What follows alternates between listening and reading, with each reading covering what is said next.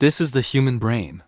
Now imagine every tiny grain of sand inside this jar represents $1,000. This is the average person's brain when it comes to money. And this is a millionaire's. And this is a billionaire's. Same biology, same planet, same 24 hours in a day, but completely different results. Think about your morning. The alarm rings. You're tired, but you drag yourself out of bed. You join the endless stream of commuters, all heading to an office desk.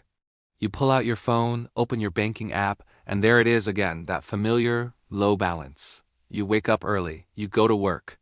You do everything you were told was the right thing to do. Yet somehow, your account just keeps returning to zero or close to it. Your dreams, the big ones you once had, start to feel a little foolish, a little unrealistic. And then that quiet nagging voice in the back of your head whispers, just be grateful for what you have. This is just how life is. Have you ever found yourself staring at the ceiling at night, wondering, why does it feel like nothing ever changes? Here's a thought that might keep you up. While you slept last night, someone else made more money than you likely make in the next 5 years, and they did it without even waking up. So what's the real difference between you and them? It's not your intelligence. It's not how hard you hustle. And it's definitely not just luck. The difference is the software. You're running on a program you didn't even install. A script so old, so deeply embedded in your subconscious, you don't even know it's there. But once you see it, once you become aware of it, you can never unsee it. Think back to your childhood. What did you hear about money? Money doesn't grow on trees. Rich people are greedy and selfish. Just be content with what you have. Before you had any chance to form your own ideas about money, it was already explained to you. These weren't lessons. They were installations. Pieces of code being written directly into your operating system. And that code now controls everything. It controls how you price your skills, how you save your money, and how you approach risk. It dictates how big you allow yourself to dream. You didn't choose these beliefs, but they are absolutely choosing your future. Let's be honest about the system we grew up in. Schools weren't designed to create owners, entrepreneurs, or innovators. They were designed to create efficient workers.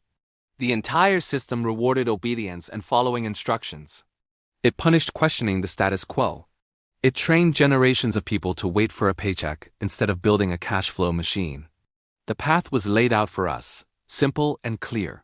Go to school, get a job, earn a salary, accumulate some debt, and hopefully, one day, retire. Generation after generation followed the exact same script, running the same outdated program.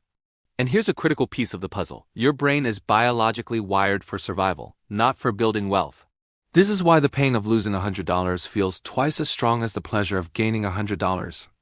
It's why you might fear the uncertainty of investing your money, but feel strangely comfortable with predictable monthly car payments and mortgages. It's why financial stress can make incredibly smart people make terrible decisions. You're not bad with money. You're simply thinking under the intense pressure of a survival-based mindset. This leads to the fundamental difference in thinking. You think money is something you earn. They think money is something you build. You trade your time for a paycheck. They find ways to multiply their time. When you stop working, your income stops. When they stop working, their income continues to flow in. That isn't about greed. It's about leverage. True wealth isn't about working harder and harder. It's about doing something once that pays you repeatedly, over and over again. Your effort pays you once. Ownership can pay you forever. The old software, the one programmed for survival, always asks, what if I lose everything? It's a question born from fear. The new software, the one designed for wealth, asks a different question. What if this is the one thing that changes everything? What if I don't even try? It's the same situation, but a profoundly different question, leading to a profoundly different life. So, how do you install this new operating system? It starts with a few key upgrades. First, stop obsessing over small, insignificant costs, like the price of your coffee.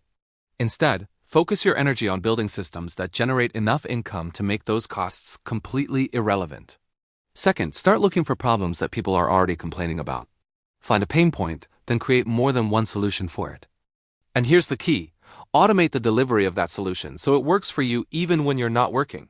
Third, and this is crucial, stop waiting for the perfect moment, the perfect plan, or the perfect idea. Perfection is the enemy of progress. Speed creates clarity. Action is what builds momentum. Waiting for perfect just delays your wealth. Taking action is what creates it. Right now, you have two choices. You can go back to sleep, forget you heard any of this, and continue running the old program. Or you can wake up and decide to make a change.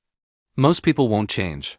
Not because they can't, but because the comfort of the familiar feels so much safer than the uncertainty of growth. But your life today is the direct result of the software you're currently running.